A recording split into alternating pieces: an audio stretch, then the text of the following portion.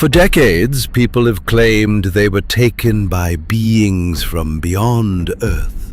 Most of the time, there's no hard evidence, just wild accounts that get laughed off as hoaxes. But then, there's one case, one abduction story that became legendary, not because it's the most outrageous, but because of the proof that came with it. The name? Travis Walton. This wasn't just one guy spinning a tale. There was a full police investigation, multiple witnesses, and more than a dozen lie detector tests, most of them passed. 6 ordinary, level-headed men swore they saw it happen and never changed their story, even after decades of ridicule and ruined careers.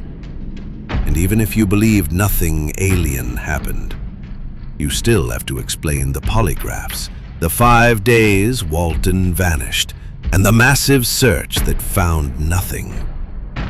His account of what happened is chilling. If you're a fan of alien mysteries, UFO encounters, and the strange unknown, I post these stories regularly on this channel, so please like, subscribe, and share this video so more people can join us on the journey. Now, let's dive into one of the most fascinating abduction cases ever told.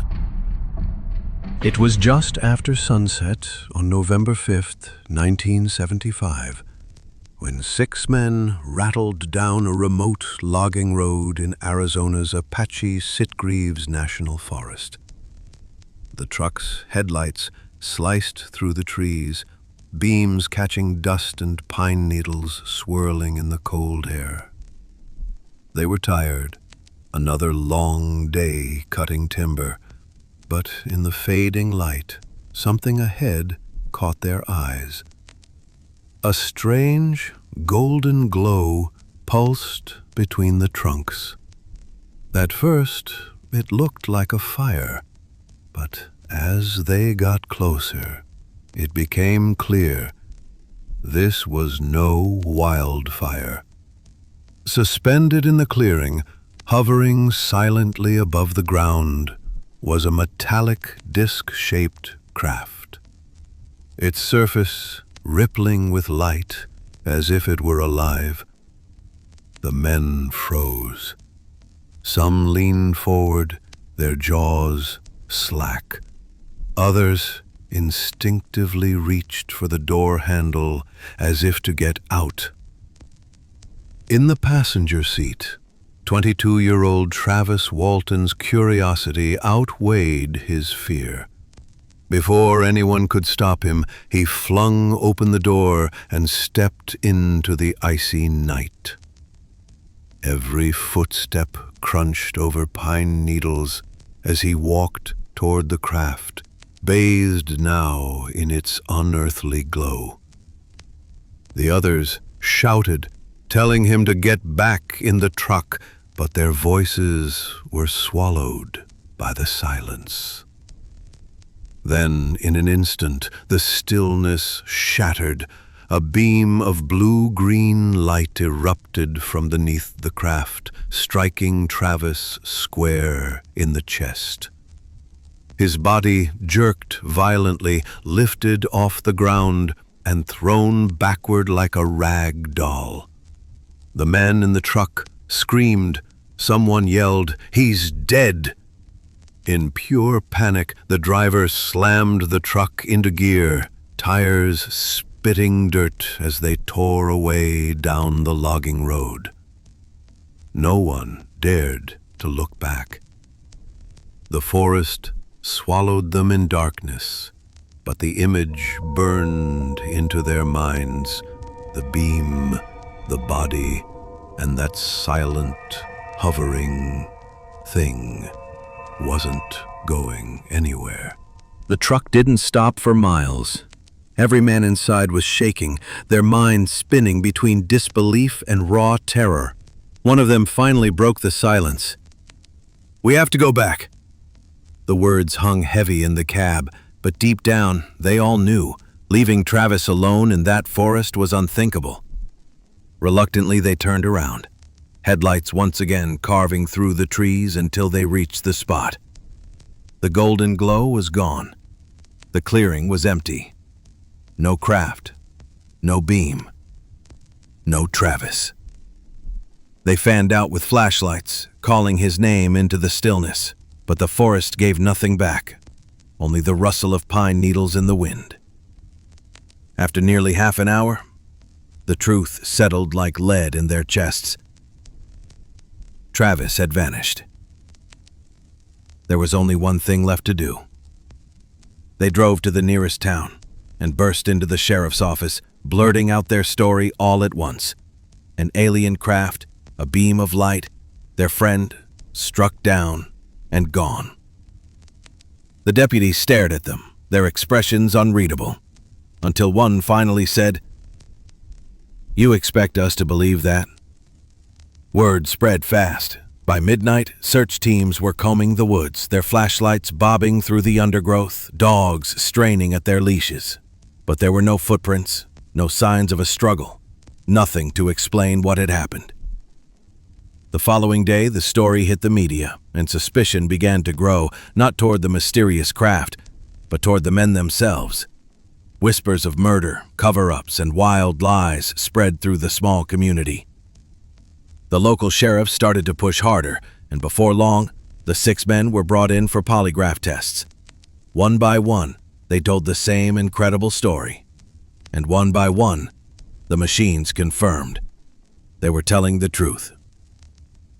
But that truth left a far more chilling question hanging in the air. If they didn't take Travis Walton, then who or what did? 5 days after he vanished, Travis Walton reappeared. It was the middle of the night when a payphone rang at his sister's house. The voice on the other end was weak, trembling, and unmistakable. It was Travis. Moments later, his brother-in-law found him slumped near the Heber gas station, clothes rumpled, eyes wide and distant, as if he had just crawled out of a nightmare. At first, Travis could barely speak. His lips were cracked, his face pale. He asked for water, then whispered words that froze his family in place. They weren't human. Slowly, the memories began to pour out, not in one coherent stream, but in jagged fragments, like shards of broken glass. He remembered regaining consciousness, lying on a narrow table, blinding lights burning overhead. Strange shapes moved around him, small, hairless beings with skin the color of ivory, their eyes black and endless. Panic took over. He swung his arms, knocking one aside, and staggered off the table. The air felt heavy, each breath like dragging stone into his lungs. He stumbled into another room, searching for a way out, his mind screaming that this wasn't possible, and yet it was happening.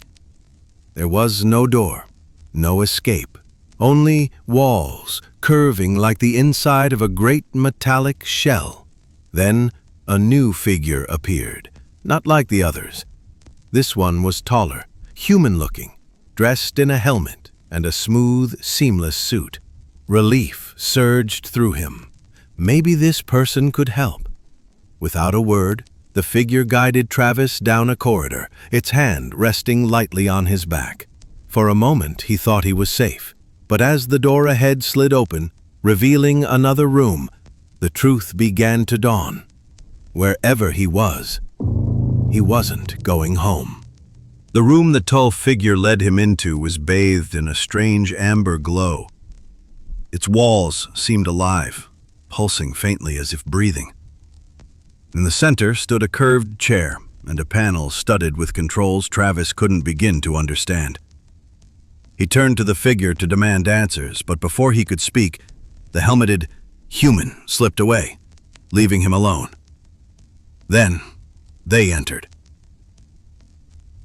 3 more beings like the first, small creatures, their large black eyes unblinking, their movements deliberate and soundless. Panic gripped him again. They approached, and Travis backed away until he hit the wall. One raised a thin, gloved hand, and before he could resist, Something pressed against his face. The world dissolved into a blur. He awoke lying on a cold, damp stretch of asphalt under a canopy of stars, the craft hovering silently above before vanishing into the night sky. It was 12:05 a.m., November 11th, 1975. Days had passed, yet to Travis, it felt like mere hours. The aftermath was chaos. The men who had been accused of murder were cleared, but the firestorm of media attention was relentless. Skeptics tore at his account, experts argued over lie detector results, and even friends questioned his sanity. Yet Travis held firm. He didn't care about proving it to the world anymore. What haunted him most wasn't convincing others. It was the memory of those black eyes, the impossible silence, and the feeling that he had been taken not for cruelty, but for reasons he still couldn't understand.